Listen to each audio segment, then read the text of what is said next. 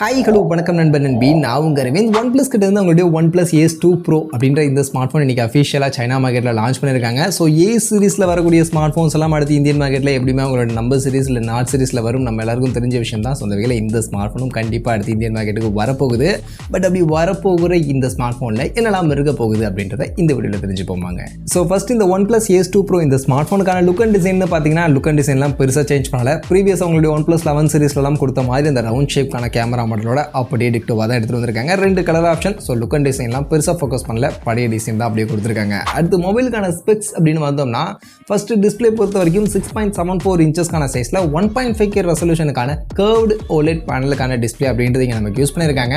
And அது மட்டும் இல்லாமல் இந்த பேனல் பார்த்தீங்கன்னா Q9+க்கான பேனல் அப்படின்ற மாதிரி சொல்கிறாங்க. வேர்ல்ட்லேயே ஃபஸ்ட் டைம் இந்த Q9+ பேனல் இந்த ஸ்மார்ட் ஃபோனில் யூஸ் பண்ணியிருக்கிறதா சொல்கிறாங்க. ஸோ ஆக்சுவலாக இந்த Q9+ பேனல் அப்படின்றது என்னென்னு பார்த்தீங்கன்னா இந்த Q9 பேனல் அப்படின்றது விவோ அண்ட் ஓப்போடைய ஃபோல்டபுள் ஸ்மார்ட் ஃபோன் ஸ்மார்ட் ஃபோன்லாம் இருக்குல்ல, ஸோ அதில் யூஸ் பண்ணக்கூடிய ஸ்மார்ட் ஃபோன். ஸோ அந்த ஹையஸ்ட் செக்மெண்ட்டில் யூஸ் பண்ணக்கூடிய ஒரு டிஸ்பிளே பேனல், அதோடைய அப்கிரேட் வெர்ஷன் Q9+ அப்படின்றது அதோடைய ஒரு அப்கிரேடட் வெர்ஷனுக்கான பேனல். அந்த பேனல் நாங்கள் இதில் யூஸ் பண்ணியிருக்கோம் அப்படின்ற மாதிரி சொல்லியிருக்காங்க. ஸோ இப்போ வரக்கூடிய நிறைய ஸ்மார்ட் ஃபோன்ஸ் டிஸ்பிளே ஃபோக்கஸ் பண்ணுறாங்க. ஸோ அந்த வகையில் இந்த ஸ்மார்ட் ஃபோனையும் டிஸ்பிளேவை கொஞ்சம் ஃபோக்கஸ் பண்ணி இந்த மாதிரியான விஷயங்கள் கொடுத்துருக்காங்க. மற்றபடி 120 ஹெர்ட்ஸ்க்கான ரெஃப்ரெஷ் ரேட்கான சப்போர்ட் இருக்குது. 1600 நிட்ஸ் வரைக்கும் பிரைட்னஸ் வேல்யூ கொடுத்துருக்காங்க. 2160 ஹெர்ட்ஸ்க்கான PWMக்கான டிமிங் ஃபீச்சர், HDR10+ சர்டிஃபிகேஷன் மாதிரியான விஷயங்கள் எல்லாத்தையும் பேக்கடாக இந்த ஸ்மார்ட் ஃபோனில் கொடுத்துருக்காங்க.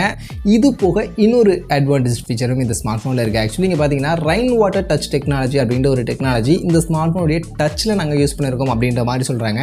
இது என்னென்னு பார்த்தீங்கன்னா நீங்கள் மழை பெய்யும் போது மழை தண்ணி டிஸ்பிளேல வடியும் போதுமே நீங்கள் இதோட டச்சை ப்ராப்பராக ஒர்க் பண்ண முடியும். யூஸ்வலாக நமக்கு மழை தண்ணி டச்சில் படுது, தண்ணி ஏதாவது படுது அப்படின்னா அப்போ அந்த நேரத்தில் நமக்கு டச் ப்ராப்பராக ஒர்க் ஆகாது.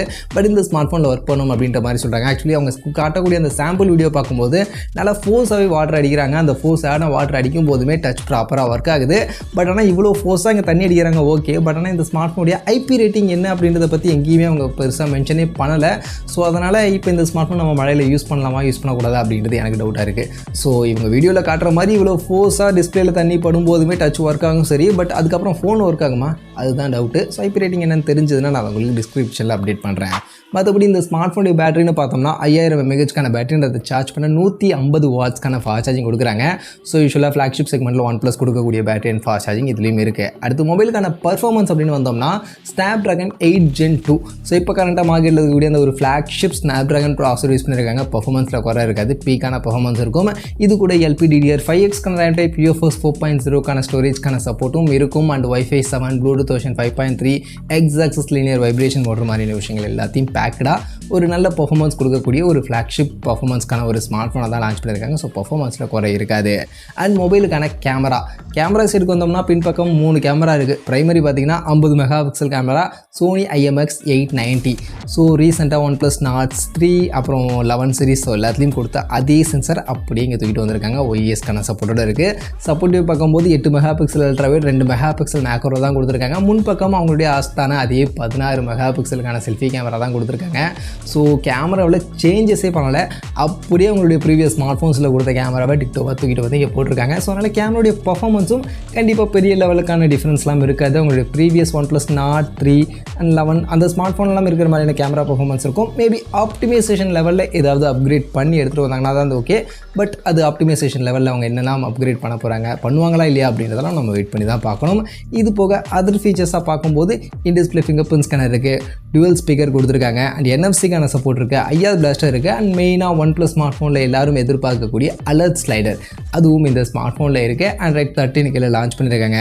அண்ட் இப்போ சைனாவில் இந்த ஸ்மார்ட் ஃபோன் லான்ச் பண்ணிருக்கக்கூடிய ப்ரைஸிங் என்ன ப்ரைஸிங்க்கு லான்ச் பண்ணியிருக்காங்க கேட்டிங்கன்னா அங்கே 12GB 256GB ஸ்டோரேஜ் அப்படின்ற இந்த வேரியண்ட்டை 2999 yuan அப்படின்ற சைனீஸ் கரன்சிக்கு அங்கே லான்ச் பண்ணியிருக்காங்க. ஸோ அது அப்படியே இந்தியன் மணிக்கு நம்ம கன்வெர்ட் பண்ணி பார்த்தோம் அப்படின்னா 34,000 மாதிரியான ஒரு ப்ரைஸ் செக்மெண்ட்டுக்கு இந்த ஸ்மார்ட் ஃபோனை இப்போ சைனா மார்க்கெட்டில் லான்ச் பண்ணியிருக்காங்க.